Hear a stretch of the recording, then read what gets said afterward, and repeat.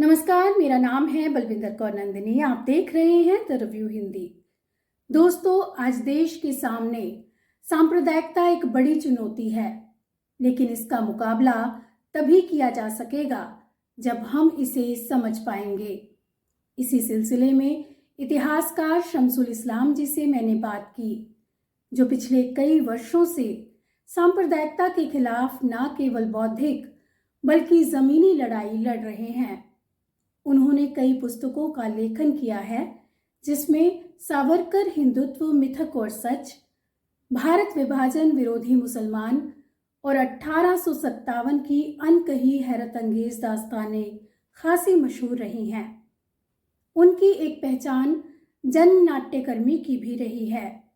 इसके अलावा वे दिल्ली यूनिवर्सिटी में राजनीति शास्त्र के अध्यापक भी रह चुके हैं। आइए जानते हैं वे सांप्रदायिकता के सवाल पर क्या सोचते हैं। सर, आज सांप्रदायिक विचार हमारे सामने सबसे बड़ी चुनौती बनकर खड़ा है। क्या ये सिर्फ एक राजनीतिक चुनौती है और इसके खिलाफ केवल राजनीतिक तौर पर लड़ना ही काफी होगा, या फिर इसको हराने के लिए एक सामाजिक और बौद्धिक आंदोलन की जरूरत है? असल में आपने जो सवाल किया उसी सवाल में आपने जवाब भी दिया है। सांप्रदायिकता जो है ना, वो कोई धार्मिक मुद्दा नहीं है। सांप्रदायिकता एक राजनीतिक मुद्दा है। देखिए, सांप्रदायिकता क्यों शुरू होती है? सांप्रदायिकता का मतलब ये होता है कि हर धर्म के मानने वाले जो उसका नेतृत्व होता है, जो उस यानी मान लीजिए मैं मुसलमान एक मिनट लेता हूँ कि मुसलमान एक कम्युनिटी है। हालांकि इसमें दिक्कत ये होता है कि सांप्रदायिकता ये मानकर चलती है कि सारे जो धर्म के मानने वाले लोग हैं वो सब एक ही तरह का सोचते हैं। ऐसे नहीं होता है। पर चलिए हम एक मिनट के लिए मान ले रहे हैं कि सारे मुसलमान एक तरह से सोचते हैं। मैं ये अपनी बात को बढ़ाने के लिए कह रहा हूँ, हालांकि मैं इसमें विश्वास नहीं करता हूँ। तो जब ये जो इस नेतृत्व होता है, जो उसकी सारे फैसले लेता है उस कम्युनिटी के बारे में, जब उनको लगता है कि हमारी पकड़ हमारी कम्युनिटी से चली जाएगी, हमारे से ये बाहर हो जाएंगे, या अंदर जो सवाल उठ रहे होते हैं, अधिकारों के सवाल उठ रहे होते हैं, जैसे औरतों की तरफ से सवाल उठ रहा होता है बराबरी का, जो उसमें गरीब होते हैं वो हक मांग रहे होते हैं कि यार अगर हम सब मुसलमान ही हैं तो फिर हम आपके बराबर क्यों नहीं है? और औरतों का हक मानते, तो वो फिर ये करते हैं कि अरे यार तुम आपस में क्या छोटी छोटी बात कर रहे हो, वहाँ तो हमको हिंदुओं से खतरा है, वहाँ तो हमको सिखों से खतरा है। बिल्कुल इसी तरह का हिंदू कम्युनिटी में भी उसी तरह की स्थिति बन जाती है, सिख कम्युनिटी में भी उसी तरह की स्थिति बन जाती है। तो आप जो है एक हवा खड़ा करते हैं कि वो खतरनाक है जो दूसरा धर्म वाला है, इसलिए तुम हमारी दादा बीबी के अंदर ही रहना तय करो, हम तुम्हें बचाएंगे। जबकि सच ये होता है कि ये उस कम्युनिटी के ये सबसे बड़े शोषक होते हैं। जी। आप हिंदुत्व का राइज देख लीजिए कि हिंदुत्व जो पॉलिटिक्स या मुस्लिम लीग का राइज देख लीजिए, हिंदू नेशनलिज्म की जो जन्म हुआ था और मुसलमान नेशनलिज्म का जो जन्म हुआ था कि ब्राह्मणवाद के खिलाफ हिंदू धर्म के अंदर बहस हो रही थी। उधर जो मुसलमान जनता थी वो मुस्लिम लीग जो रिप्रेजेंट करती थी सारे जमींदारों के, मुसलमान नवाबों के, मुसलमान राजाओं के को उनसे आज़ादी चाह रही थी। तो ये खड़ा हुआ कि इस्लाम खतरे में है, हिंदू धर्म खतरे में है। तो ये राजनीतिक इशू है। ये सर, मैं खाली राजनीति तो नहीं मानती। तो आपको क्या लगता है कि हमारे लेखकों, बुद्धिजीवों और कलाकारों की सांप्रदायिक संघर्ष में क्या भूमिका होती है? अगर होती है तो क्या सांप्रदायिकता के खिलाफ इन्होंने अपनी जिम्मेदारी निभाई? नहीं, मैंने ये नहीं कहा कि ये सिर्फ ये पॉलिटिकल ही इसका एक पहलू होता है। मैं क्या कहने की कोशिश कर रहा हूँ कि सांप्रदायिकता जो है वो एक धार्मिक इशू नहीं है। सांप्रदायिकता एक राजनीतिक इशू है जिसमें आप अपने हर धर्म के जो ठेकेदार होते हैं वो अपनी दादागिरी को बनाए रखने के लिए उस पर नो क्वेश्चन, कोई सवाल नहीं उठेगा उस पर, क्योंकि हमारा धर्म खतरे में है। तो वो एक राजनीतिक मुद्दा होता है जो हासिल करना चाहते हैं, वो राजनीतिक मुद्दा। अब देखिए ना, अगर ये राजनीतिक ना होता तो इस देश के अंदर 80% हिंदू और हिंदू खतरे में है। हिंदू खतरे में किससे है? 2% सिखों से और 14% मुसलमानों से। तो ये तो हमारी समझ में आ जाता है ना कि ये बिल्कुल झूठ है।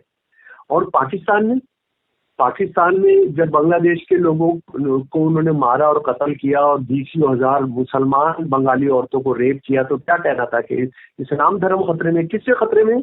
जो 54% पाकिस्तान के नागरिक थे जो बंगाली थे, उनको हमने बराबर का अधिकार नहीं देना है।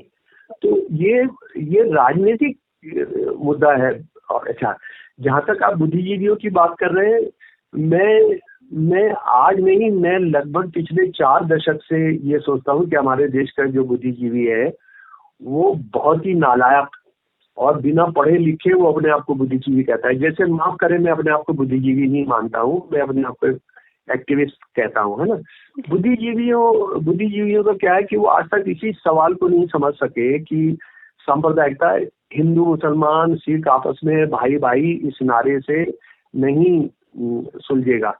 ये सांप्रदायिकता का सवाल तब खत्म होगा जब हिंदू धर्म के भीतर समानता होगी, इस्लामी समाज, मुसलमान समाज के भीतर समानता होगी, सिख समाज के भीतर समानता होगी। जब ये समानता के आधार पर ये समाज खड़े होंगे और जीवन जी रहे होंगे, व्यवहार कर रहे होंगे, तभी ये हिंदू मुसलमान सिख आपस में एक न्याय संगत रिश्ते में दाखिल हो सकते हैं।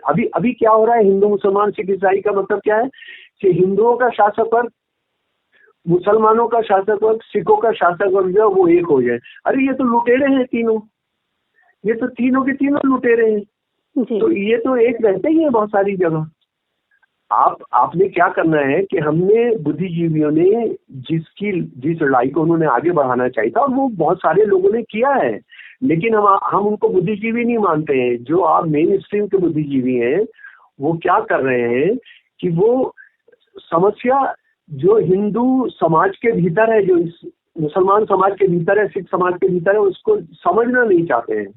वहां पर बराबरी की लड़ाई को वो मदद नहीं करते। जैसे मुसलमान जो सो कॉल्ड इंटेलेक्चुअल है, हिंदू सो कॉल्ड इंटेलेक्चुअल है, सिख इंटेलेक्चुअल जो है, वो उनके अपने धर्मों के बीच में जो बराबरी की लड़ाई है उसमें सहयोगी नहीं बनता है, उसके लिए कुर्बानी नहीं करता है जी।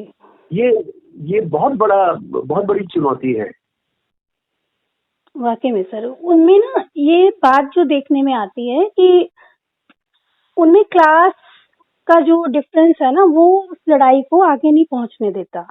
वो सोचते हैं कि हमारा एक सर्कल है, हमें बस सेमिनार में कुछ बुद्धिजीवी दोस्तों के साथ मिलकर ये सब कुछ हम जीत लेंगे। वो समाज के अंदर लोगों के साथ शामिल नहीं होते। दीजिए सर।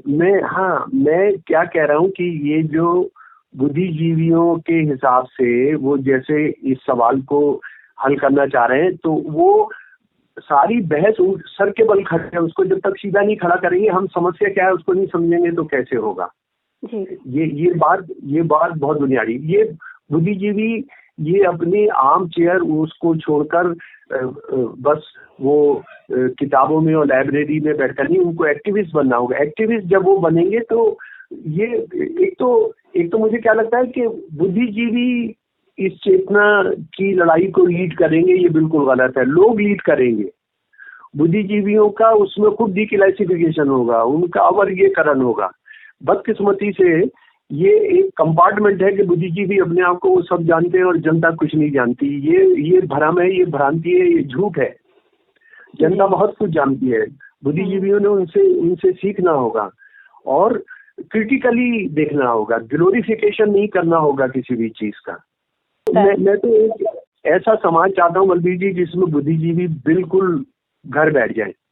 इन्होंने तबाह कर दिया।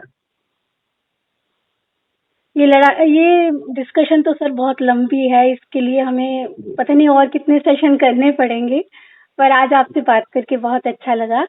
हाँ, बस आखिरी बात में और कह देना, मैं सांप्रदायिकता की लड़ाई धार्मिक राष्ट्रवाद, धर्म आपकी बुनियादी पहचान होता है, आपकी शनाख्त की, आपकी राष्ट्रीयता की, आपके सोचने समझने की। मैं उसका विरोधी हूँ। तो मैं धार्मिक राष्ट्रवाद के खिलाफ बात करता हूँ।